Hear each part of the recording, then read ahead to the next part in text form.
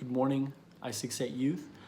I want to make a different kind of a video today, and not necessarily a devotional, but I want to make a video, and I'm going to make a couple videos, so it's not really one really long one, but it's going to be on how to read certain books of the Bible. And so today we're going to start with the book of Galatians, and the book of Galatians is in our Bible reading plan today. It's an epistle, and we know that the Bible is made up of different kinds of books. You have the Gospels, you have epistles, you have the books of the law, you have the prophets, the major, the minor, you got the wisdom books, you got historical books, narratives. There's different kinds of books in the Bible, and every single book has a unique approach when reading this book. And so when we look at epistles, how to read an epistle, I want to talk about not just how to read the book of Galatians, but how to read all of the epistles, so that we can learn some principles and apply it to every single time we read an epistle. And the most important thing that we need to understand about epistles when reading them is that it's a one-sided conversation. So if you've ever heard somebody talking on the phone and they have a one-sided conversation, it's very difficult to know what they're talking about, right? So for example, if you hear somebody pick up the phone and they say, "Hello? Oh, hey, how are you doing? Oh, you talked to that person? Really? Oh, what did they tell you? They told you that they were not supposed to say anything. Oh no, I'm in big trouble. If my parents find out, they're gonna kill me. Okay, I gotta go. Okay, bye." What was the conversation on the other side? We don't know. And this is where epistles are really, it's a letter from an apostle to a church, or to a group of churches, or to a group of people. And we don't know what the other side of the phone call is, so to say. So we have to do some detective work when reading epistles. So in the book of Galatians, we're going to start off. We know that this book is one of Paul's first letters that he wrote to any church. It's probably the very first one. So it's written very early. And when we begin reading it in chapter 1, verse 1, Paul says, "Paul, an apostle sent not from men, nor by a man, but by Jesus Christ, and God the Father who raised him from the dead, and all the brothers and sisters with me." So it wasn't just Paul writing this, it was him and a group of people. And he says to the churches in Galatia. So he's not just writing to one church, he's writing to a group of churches. And he gives kind of a formal introduction, which is typical for his letters. But in verse 6, he goes very quickly into the heart of the message, which means that he's writing this with urgency. And he says, "I am astonished that you are so quickly deserting the one who called you to live in the grace of Christ, and are turning to a different gospel, which is really no gospel at all."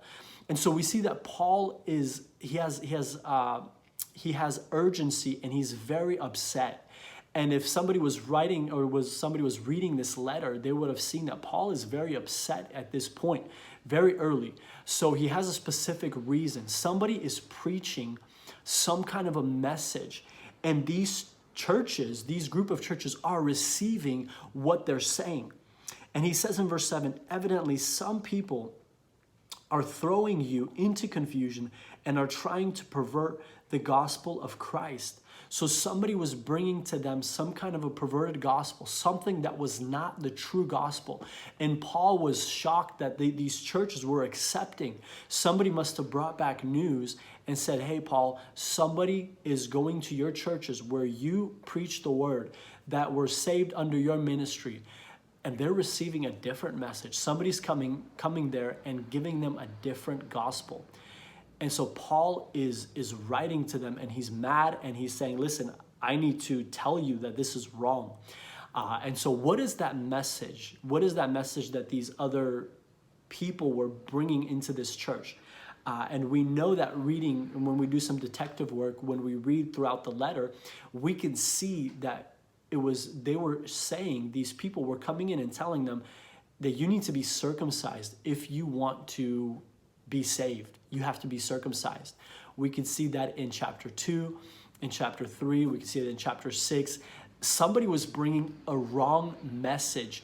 It was this message of you have to be circumcised. You have to follow the law if you want to be saved. So Paul is just going against that message. And he's saying, hey, this is not from us. This is not from God. And he calls it a perverted gospel. And he says, if anybody is preaching this stuff, they're under God's curse. And so he comes out with a very strong argument. And when we read epistles and when we read this, one of the things, and this is really when we read anything, is we have to ask ourselves this question: what is the lesson for me? What can I receive? Okay, I understand. Paul is writing to them because they are turning to a different gospel. Okay, what lesson can I learn from this? What can I receive? What is the Holy Spirit trying to teach me? And this is where we have to think about things. This is where we have to think about what is being written. Not to just skim over it, read it, and then go on to the next chapter. But this is where we have to stop and say, okay, what lesson can I receive? What can I receive from this? And what we can see is that anytime that we hear something that is not the gospel of Jesus Christ, some kind of a wrong gospel, if we hear a preacher in our youth or in our church or anybody say something that we don't find in the Bible, then we have to question it and we have to reject it, because Paul actually says that you're under God's curse if you receive anything. So for us, we need to learn how to understand the gospel and how to understand when somebody is bringing in some kind of a false gospel. If somebody starts saying, listen, you have to obey the law. You have to, and we hear that message actually. A lot of people are talking about this. You're not allowed to eat bacon because you're disobeying God's law. And this is wrong. And you have to obey the law. You have to obey the Old Testament. And we know that's not true. And some people have a message of prosperity.